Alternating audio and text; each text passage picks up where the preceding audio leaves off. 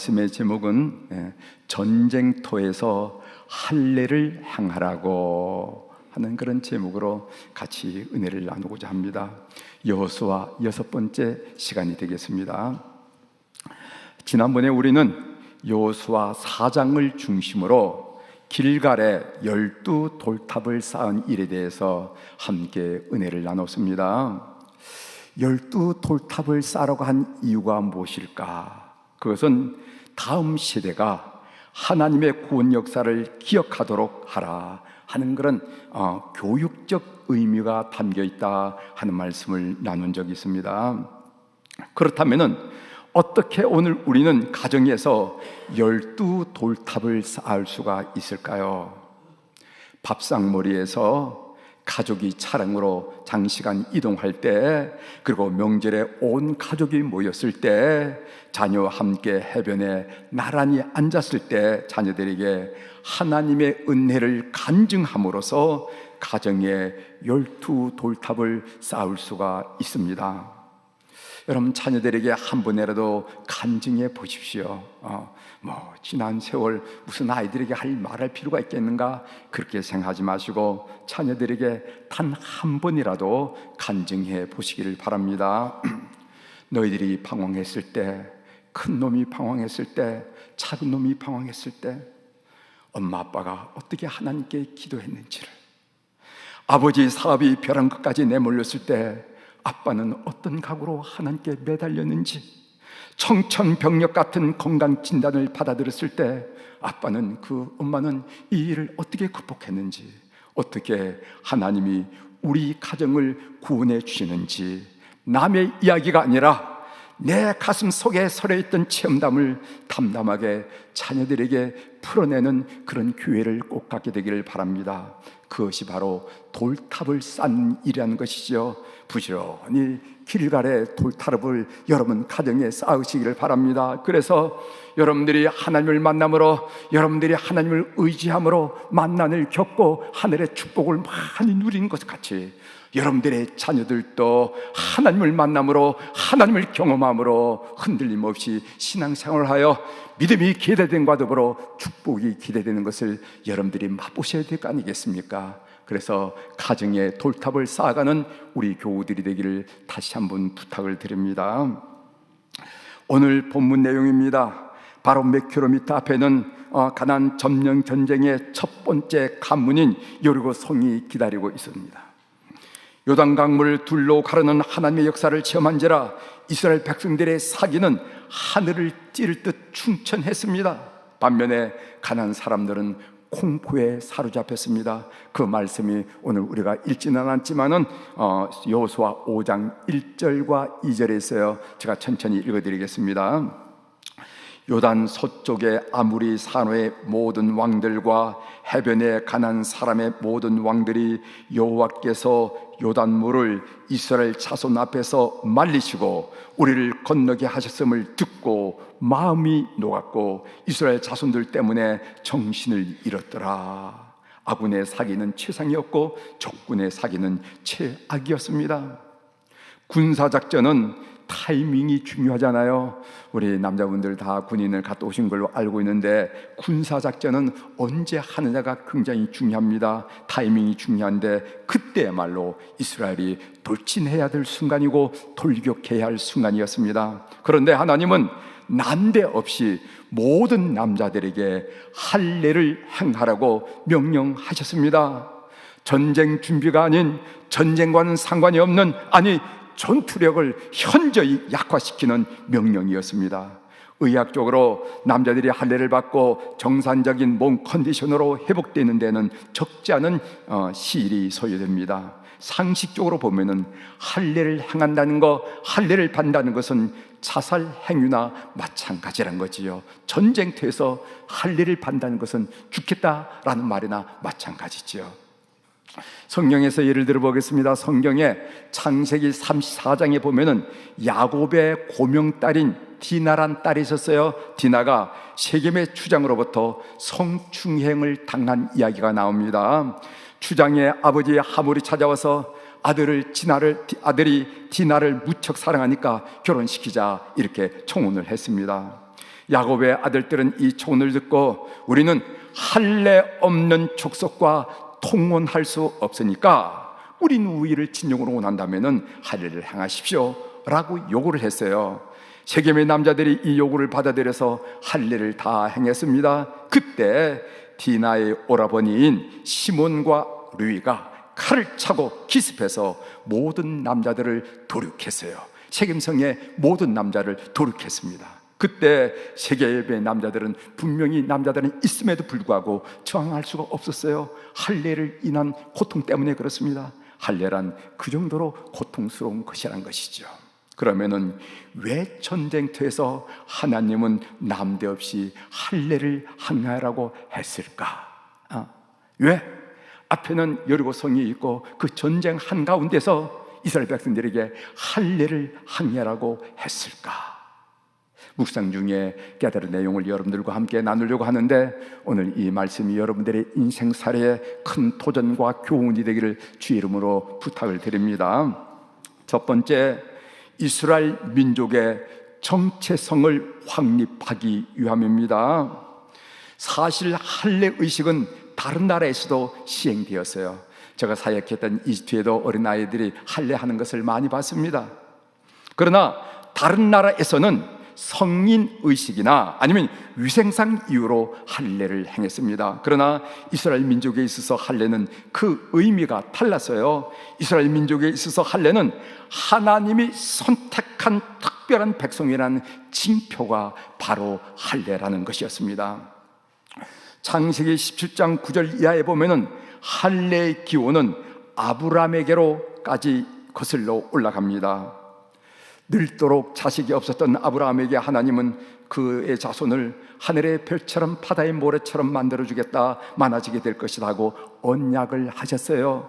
그의 자손은 하나님의 선택한 특별한 백성이 될 것입니다. 그 약속의 징표로, 하나님이 약속한 징표로 태어난 모든 이스라엘 남자아이들은 생후 8일 만에 할례를 받도록 했습니다. 그 말씀이 창세기 17장 11절에 나와요. 너희는 포피를 베어라. 이것이 나와 너희 사이에 언약의 표징이니라. 따라서 이스라엘 백성에 있어서 할례는 하나님이 선택한 특별한 백성이라는 민족의 정체성을 확인하는 의식이었다는 것입니다. 도대체 우리는 누구인가? 우리는 하나님이 선택한 특별한 백성이야. 민족의 정체성이야말로 생과 사를 다투는 전쟁터에서 무엇보다도 중요했고, 그것을 위해서 할례를 행하여만 했습니다. 전쟁터만이 아니라 인생을 살아가는 데도 마찬가지예요. 나는 누구인가라는 자기 정체성을 확립하는 것이 참으로 중요합니다. 우리가 참을 수 있고, 우리가 기다릴 수가 있고, 우리가 새롭게 도전할 수가 있고, 우리가 나에게 온 병을 이길 수가 있고, 그리고 다시 일어설 수 있는 것은 나는 하나님의 아들이야, 나는 하나님의 딸이야 라는 자기의 정체성이 확고히 정립됐을 때 일어나는 현상임을 우리는 삶을 통해서 경험한다는 것입니다. 영적인 슬럼프에 빠진 사람들, 삶이 뒤죽박죽이 된 사람, 아버지는 아버지대로, 엄마는 엄마대로, 자식은 자식대로 삶이 뒤박죽이 된 사람이 그 엉킨 실타래를 풀려면은 실마리부터 찾아내야 됩니다. 그 실마리가 무엇입니까? 그 실마리가 바로 자기 정체성이라는 거예요. 정체성이라는.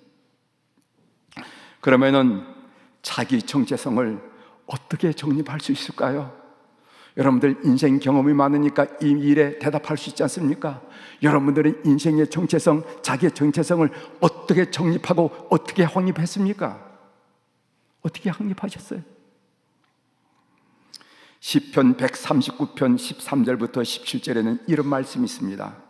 13절에 보면은 주께서 내 내장을 지으시며, 내장을 지었다는 것은 간장, 위장, 신장 뭐 이런 걸 말하죠.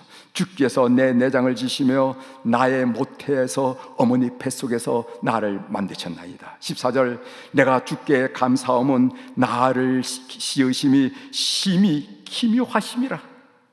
나는 이게 아무것도 아닌 존재가 아니라는 겁니다. 나를 지으심이 심히 기묘하심이라 주께서 하신 일에 기함을 내 영혼이 잘 아나이다. 16절, 내 형질이 이루어지기 전에, DNA, RNA가 형질이 이루기 전에 주의 눈이 보셨으며 나를 위하여 정한 날이 하루도 되기 전에 주의 책에 다 기록이 되었나이다. 17절, 하나님이여 주의 생각이 내게 어찌 그리 보배로우신지요, 그 수가 어찌 그리 많은지요. 이런 고백입니다. 시편 139편 13절부터 17절의 내용을 좀 풀어서 설명해 드리겠습니다. 이런 의미예요. 우리의 출생은 우연도 아니고 실수도 아니고 불운도 아니라는 것입니다. 우리의 출생은 필연이라는 것입니다. 여러분들이 오늘 어떤 현장에서 어떤 상황에 처해 있는지는 저는 모르지만은 여러분들의 출생은 필연이라는 것입니다. 왜 나를 낳으셨나요? 라고 원망하는 자식도 보긴 보지만은 그러나 이런 질문은 할 수가 없습니다. 또 부모님은 우리를 교육하지 않았을지라도 하나님은 우리를 교육하셨다는 것입니다. 이 아이는 우리가 교육한 적이 없었는데 생겼네요 라고 말하는 부모님은 있지만은 그것은 틀린 말입니다. 또 부적절한 부모는 있을지라도 부적절한 자식은 없다는 것입니다. 미혼모의 자녀라든가 유부남의 자녀는 부적절한 관계에서 출생했을지도 모릅니다. 그러나 부적절한 부모는 있을지라도 부적절한 자식은 없다는 것입니다. 또 하나님은 절대 실수를 하지 않는다는 것입니다. 인종, 피부색, 나라, 부모, 머리카락, 재능, 성격, 사람마다 자신에게 마음에 안 드는 구석이 있을지는 모르지만 하나님은 그분의 목적에 따라 그분의 의도대로 우리를 적합하게 적절하게 만들었다는 것입니다. 이 말씀이 의미하는 바가 무엇입니까? 이 시편 139편이 의미한 바가 무엇입니까? 그것은 자기 정체성을 갖자면은요, 하나님을 인격적으로 만나야 한다는 거예요. 자기 정체성을 가져야 하려면은 하나님을 인격적으로 만나야 된다는 것입니다. 여러분, 자기 정체성은 공부를 많이 한다고 주어지는 것이 아니라 절대 그렇지 않습니다. 자기 정체성은 인물이 좋다고 얼굴이 잘났다고 주어지는 것은 더더구나 아니에요. 하나님을 만나야 됩니다. 쉬운 말로 은혜 받아야만 자기 정체성을 발견할 수가 있는 거예요.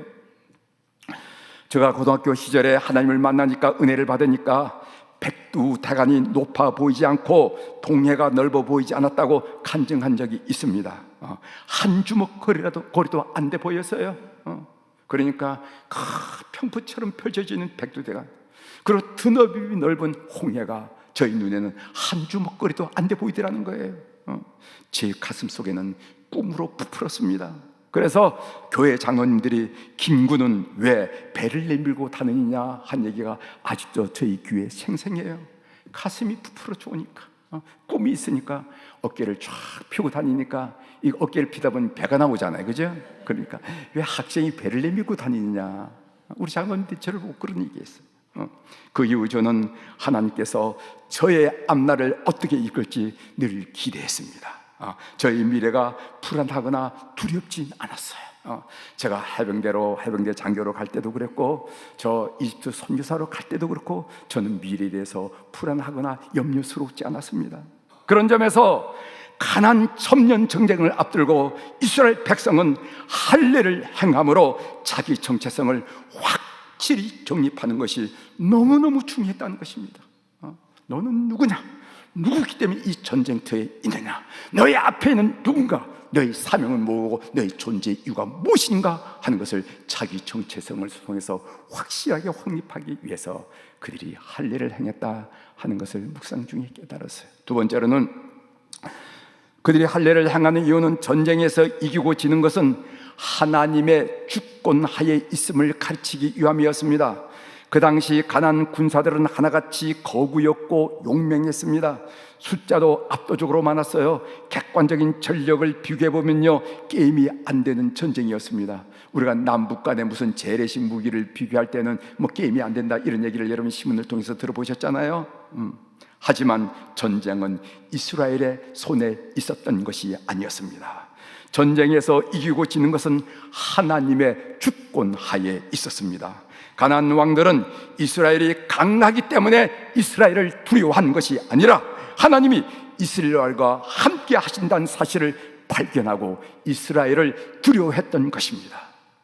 전쟁에서 이기고 지는 것은 인간의 능력에 있는 것이 아니라 하나님의 주권에 있음을 확실히 가르치기 위해서 전쟁터에서 인간의 능력을 제로로 만드는 할례를 행하라고 하나님이 명령하신 것입니다. 전쟁터에서 할례를 행하면 인간의 힘은 제로가 되는 거예요. 제가 창세기 34장에 있는 말씀을 여러분들에게 소개해드렸잖아요. 제로가 되는데 그 제로를 만들면 말미암아 이 전쟁은 인생의 주권자는 하나님의 있음을 그들에게 명명백백하게 가르쳤는 것입니다. 할례를 행한 곳이 길갈이었습니다.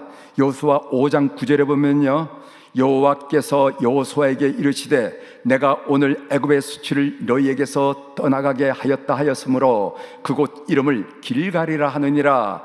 길갈이라는 말은 굴러갔다라는 뜻입니다. 그렇다면 굴러가야 할 애굽의 수치는 무엇이었을까요? 여러 가지 있었을 것입니다.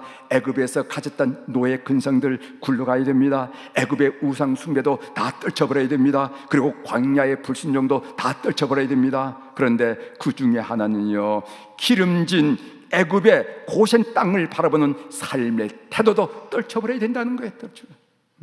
하나님이 아니라 땅을 바라보는 태도, 하나님을 의지하는 것이 아니라 땅을 의지하는 태도, 하나님께서 비를 내리든 말든 상관하지 않고 나일강이 있기 때문에 아무 문제가 없다고 여기는 태도, 이것이야말로 하나님을 바라보고 싸워야 할 거룩한 전쟁, 홀리워, 이 거룩한 전쟁 성전을 앞두고 떨쳐버려야 할 태도라는 것입니다.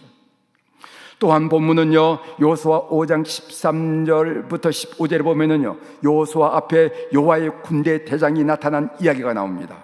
호련히 나타나 여호수아 앞을 가로막는 한 사람이 있었습니다. 그는 칼을 뽑아들고 서 있었습니다. 여호수아는 물었습니다. 당신이 우리를 위하는가 아니면 우리 대적을 위하는가? 아니라 나는 여호와의 군대 대장으로 지금 왔노라 말했죠. 여호수아는 그 순간 땅에 엎드렸습니다. 그때 여호와의 군대 장관은 여호수아에게 어떤 명령을 내렸냐면 여호수아 5장 15절이죠. 여호와의 군대 대장이 여호수아에게 이르되 내 발에서 신을 벗어라. 내가 선 곳은 거룩하니라 하니 여호수아가 그대로 행하니라. 내 발에서 신을 벗어라 라는 말씀은 이제 종이 되라 하는 말입니다. 고대사에서 종은 신발을 신을 수가 없어요. 내 발에서 신을 벗어라 하는 말씀을 듣는 순간 여호수아는 깊이 깨달았습니다. 하나님이 이스라엘의 지휘관 되시고 나는 종이 되어야 하는구나. 하나님이 이 백성의 주인이 되시고 나는 종이 되어야 되는구나. 지휘권을 하나님께 이양함과 동시에 여호수아는 전쟁을 승리로 이끌어야 할 책임도 하나님께 넘겼습니다. 이제까지 여호수아는 전쟁에 대한 책임과 걱정으로 잠을 이룰 수가 없었습니다. 그러나 이제 하나님께 그 책임을 넘겨드림으로써 여호수아는 홀가분하게 자유로워졌습니다. 사랑하는 교회 여러분, 우리는 오늘 또 하나님을 주님이라고 불렀습니다. 여러분, 오늘 또 교회에 와서 잠깐 기도하는 가운데 주님 하고 주님이라고 호칭하지 않았습니까? 우리는 하나님을 주님이라고 부릅니다. 이 말이 의도하는 바가 무엇이냐면 하나님이 내 삶의 주인 되어 주세요. 나는 주님의 종이 될게요. 내가 몸부림치고 내가 바삐 움직여 봤지만 인생은 내 뜻대로 된 게 아닙니다. 하나님이 내 삶의 주인 되어 주세요. 나는 주님의 종이 될 거예요 라고 말한 고백이 바로 주님이라는 고백입니다. 내 삶에 대한 여호와 하나님의 절대 주권을 인정해드리는 고백입니다.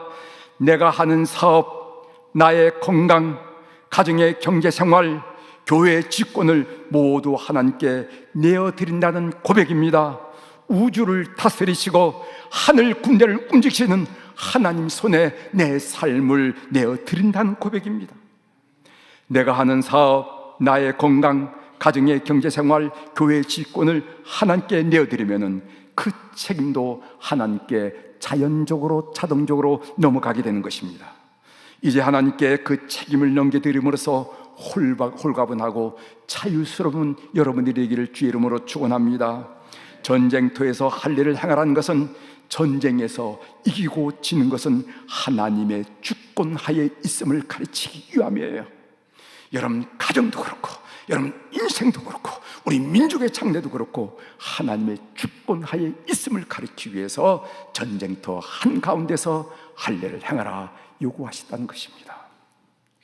이상과 같이 본문을 정리하고요, 삶의 적용으로 한 말씀 드리겠습니다. 제가 본문을 읽으면서 문득 든 생각이 있어요. 그 생각이 무엇이냐면, 할례가 그 정도로 중요한 일이라면, 오늘 제가 할례가 중요하다는 얘기를 여러분에게 말씀을 드렸잖아요. 할례가 그 정도로 중요한 일이라면 출애굽 세대는 할례를 받았음에도 불구하고 왜 가나안 땅에 들어가지 못했을까 하는 의문이 들더라고요. 그렇지 않습니까? 제가 할례가 중요하다는 말씀을 여러분들에게 드렸는데, 할례가 그 정도로 중요하다면 출애굽 세대는 다 할례를 받았는데 왜 그들은 가나안 땅에 들어가지 못하고 광야에서 쓰러지고 말하는가? 여호수아 5장 6절에 보면요, 그 이유가 나와 있더라고요.